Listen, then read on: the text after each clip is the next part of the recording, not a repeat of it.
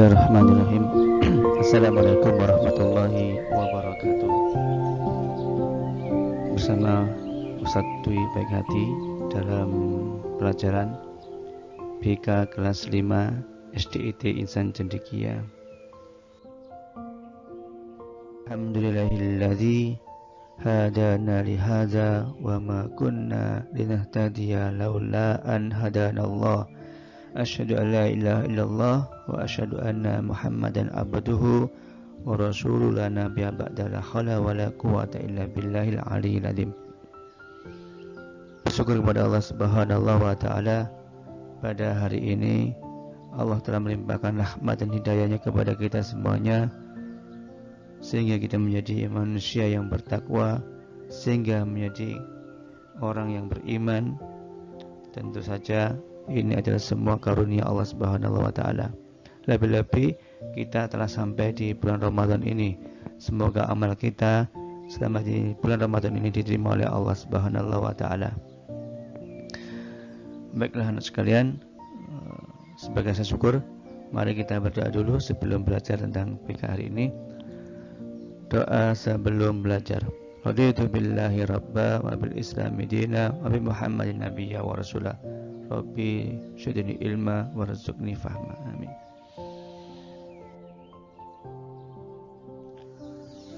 Judul BK hari ini bertemakan yaitu menghindari akhlak tercela. Menghindari akhlak tercela melalui kisah Salabah. Coba akhlak tercela, pasti kalian sudah memahami apa itu akhlak tercela, karena akhlak sendiri sudah ada pelajarannya sejak kelas 2. Kelas 1 sudah ada mengenal tentang akhlak terpuji, akhlak tercela. Kemudian pengertiannya di kelas 2, itu apa itu akhlak. Ya, kemudian sampailah sekarang ini di kelas 5, insya Allah lebih paham lagi apa itu akhlak tercela. Yaitu perilaku, perbuatan yang tentu saja yang harus kita hindari, karena perbuatan itu bertentangan dengan Al-Quran, perintah Allah, dan juga As-Sunnah, yaitu bertentangan dengan cara-cara Nabi. Terus melalui kisah Salabah. Kenapa kita harus belajar tentang kisah? Karena sebagian besar Al-Quran juga tentang kisah-kisah. Ada kisah-kisah Nabi, ada kisah seorang yang beriman terdahulu. Ini akan kita mudah untuk melakukan kebaikan, mudah untuk mencerna tentang ilmu. Itu melalui kisah-kisah. Kisah Salabah. Siapa sih Salabah itu? Ya, namanya lengkapnya adalah Salabah bin Hatib al-Masyari. Yaitu orang ini terkenal dengan taatnya beribadah dan rajin sholat berjamaah bersama Rasulullah SAW di Masjid Nabawi. Salabah ini termasuk salah satu sahabat Rasulullah. Yang disebut sahabat adalah orang yang pernah bertemu dengan Rasulullah dan melakukan amal-amal Rasulullah, itu disebut sahabat. Salabah ini salah satu sahabat awalnya. Kemudian Salabah ini setiap hari sholat berjamaah. Kemudian ini kebiasaannya yang terjadi, setelah sholat dia ini sering sekali langsung keluar dari masjid, langsung pulang, tanpa duduk, tanpa berlama-lama, langsung pulang. Ternyata menjadi perhatian bagi Rasulullah. Akhirnya suatu saat ketika dia pergi, dipanggil Salabah. Wahai Salabah, kenapa kok kamu lekas-lekas pergi tanpa berzikir terlebih dahulu? Kok kalau kita bahasanya kok kesusu gitu ya, tiba-tiba habis sholat langsung pulang. Maka Salabah pun mengatakan bahwasanya saya ini adalah orang yang miskin, orang yang tidak punya. Kalau pas pulang itu bajunya itu bergantian dengan istrinya, saking miskinnya sehingga bajunya nggak bergantian. Untuk sholat istri juga sholat akhirnya bergantian. Maka Rasul pun memaklumi. Tetapi saat apa? Kelihatannya dengan pertanyaan itu dia ingin ingin sesuatu kepada Rasulullah.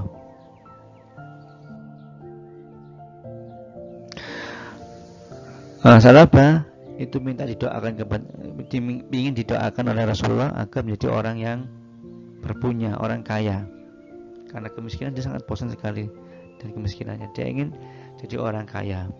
Maka dia minta kepada Rasulullah agar didoakan menjadi orang kaya. Karena dia yakin dengan doanya Rasulullah pasti akan dikabulkan, karena Rasulullah adalah manusia yang dicintai, sangat dicintai oleh Allah. Jadi kalau kita ingin dikabulkan oleh Allah, maka kita harus menjadi orang yang dicintai oleh Allah. Bagaimana syaratnya? Ya banyak syaratnya. Ya harus mentaati perintah Allah. Itu pasti insya Allah Allah akan mengabulkan doa-doa kita.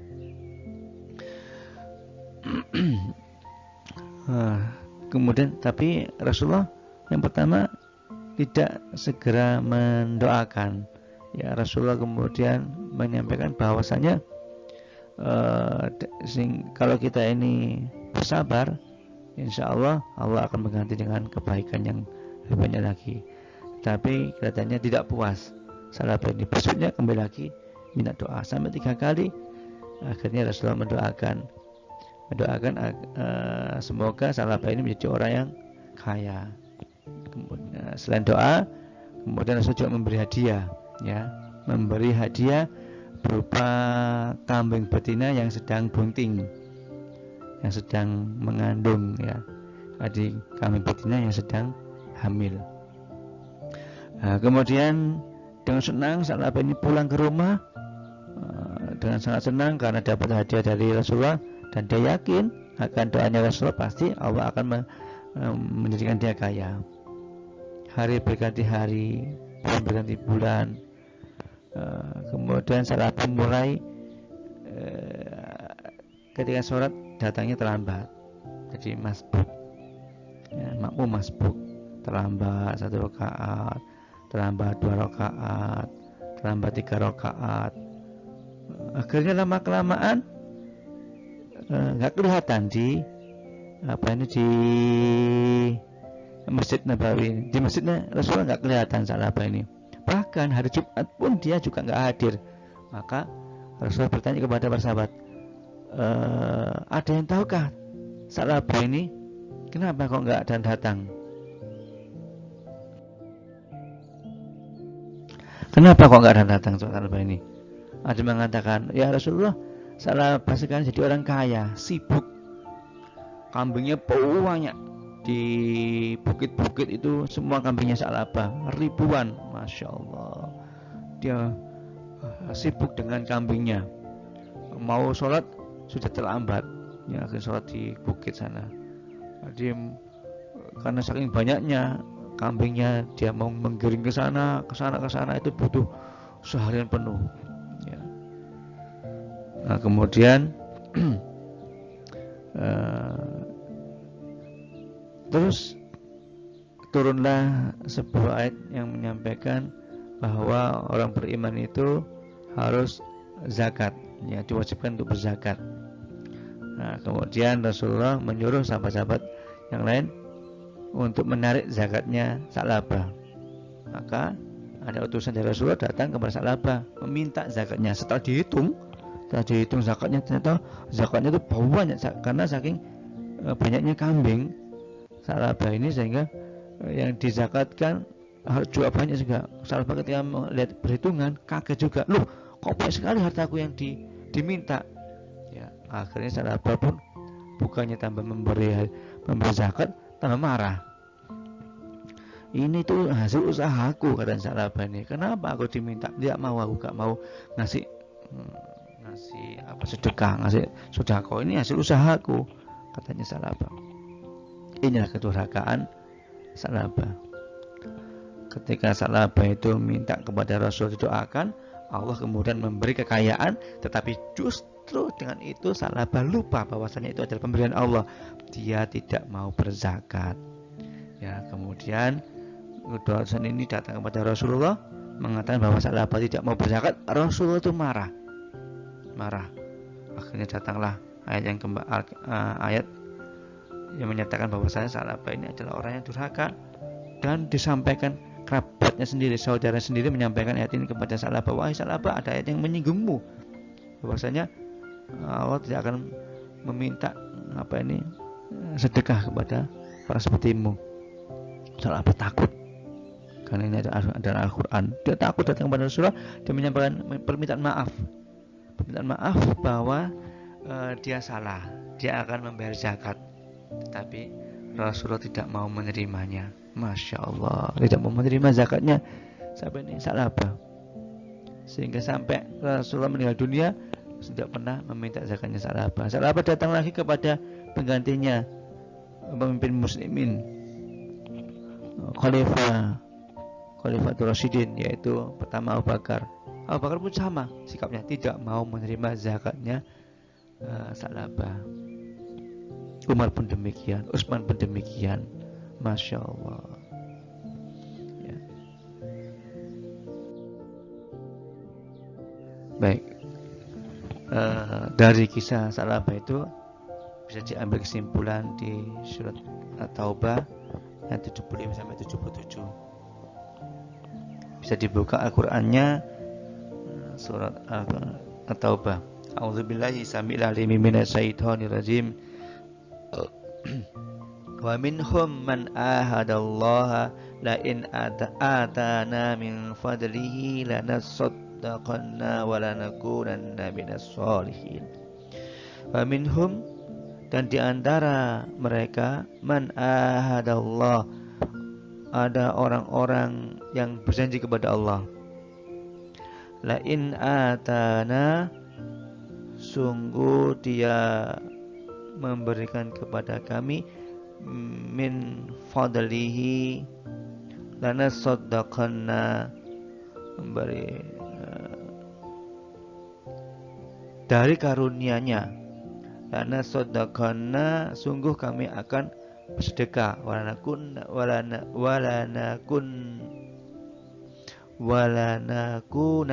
minas sholihin, dan sungguh kami akan menjadi orang-orang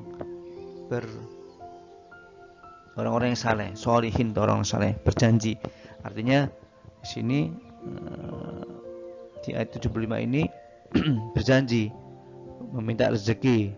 Dan ya, kita ini kan kadang-kadang berdoa kepada Allah, ya Allah berikan hamba rezeki ya Allah, dengan berjanji akan kalau sudah dapat rezeki akan bersedekah, ya, akan bersedekah kepada saudara-saudara kita yang membutuhkan. Ya, ini janji kita kepada Allah. Jadi yang memberi rezeki itu Allah, karena kita ini berdoa, ya Allah berikan hamba rezeki ya Allah, maka Allah memberi rezeki kepada kita. Ya, apa rezeki itu? Macam-macam. Ada yang berupa uang, ada yang berupa kesehatan. Ya, ini adalah rezeki kepada Allah. Ini adalah rezeki. Itu janji.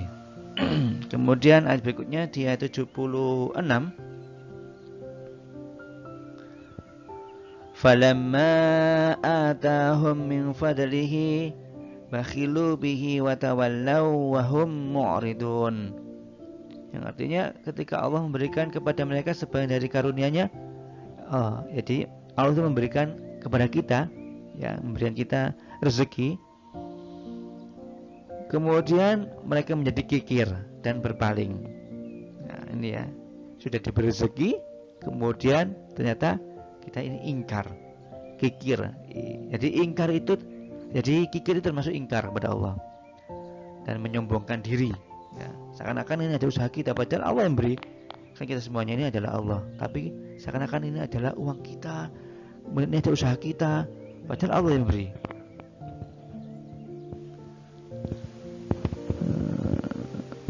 Dan selalu menentang, ya, Masya Allah. Jadi orang yang ingkar itu ya orang-orang yang menentang kepada Allah, ya, orang yang kikir, orang yang sombong.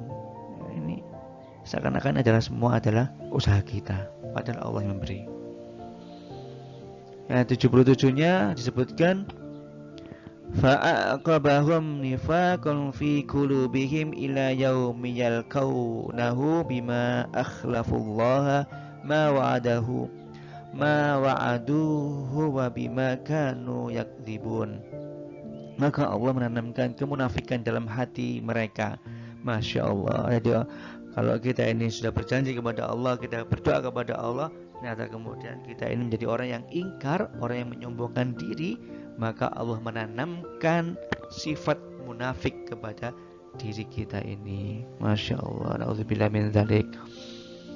Dan sampai pada waktu mereka menemuinya, seperti Sa'labah ini. Sa'labah sudah berjanji agar dikarunia oleh Allah harta yang banyak, tapi ingkar, tidak mau bersedekah, tidak mau zakat. Uangnya dikira itu adalah uang dia yang usaha. Ya. Akhirnya Allah menanamkan sifat kemunafikan dalam hatinya. Masya Allah. Karena atasnya karena mereka telah mengingkari janji yang telah mereka ikrarkan kepadanya, dan mereka selalu berdusta. Masya Allah. Semoga kita bukan termasuk orang yang munafik seperti ini. Na'udzubillah min dzalik. Baik, bagaimana caranya agar kita hindar dari sifat tercela ini? Seperti yang dimiliki oleh Sa'labah. Yang pertama adalah zikir. Menjaga mulut, telinga, mata, tangan, dan hati kita ini agar selalu mengingat kebesaran Allah.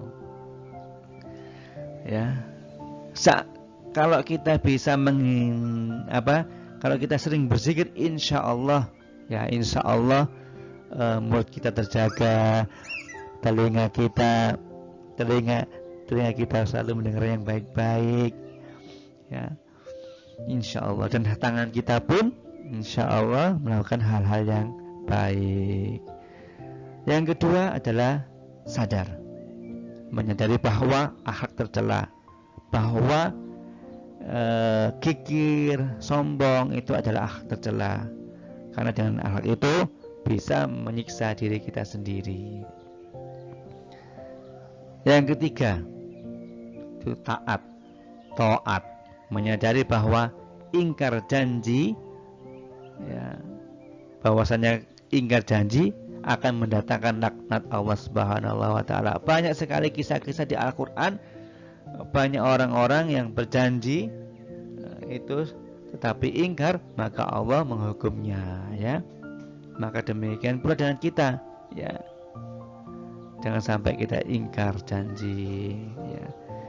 Ingat syahadat asyhadu alla ilaha illallah wa asyhadu anna muhammadar rasul itu juga adalah sebuah janji kita kepada Allah, menjadi seorang muslim yang taat, ya, menjadi muslim yang baik. Kemudian yang terakhir, bagaimana cara menghindari sifat tercela itu? Yaitu hikmah, mengambil hikmah dari kisah Sa'labah. Banyak kisah-kisah para nabi yang kalian bisa lihat, ya, kalian bisa membacanya. Insya Allah itu menjadi hikmah bagi kita semuanya. Terakhir, ada tugas dari BK. Yang pertama, bagaimana perilaku Sa'labah setelah dia kaya raya. Tadi sudah kalian dengarkan apa yang saya sampaikan. Kalian bisa mengambil hikmahnya. Apa sih perilaku Sa'labah tadi? Yang kedua, tuliskan sifat-sifat tercela dari Sa'labah. Dan bagaimana cara menghindari sifat demikian.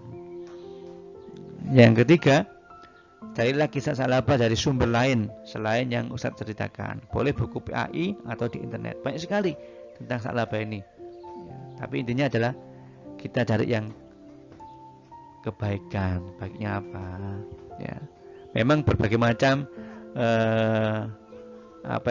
literatur atau kisah-kisah mungkin berbeda dengan apa yang saya sampaikan, tapi intinya sama, yaitu Sa'labah orang yang kikir, sombong, merasa bahwasanya itu adalah usahanya, padahal itu adalah pemberian dari Allah Subhanahu wa taala, ya.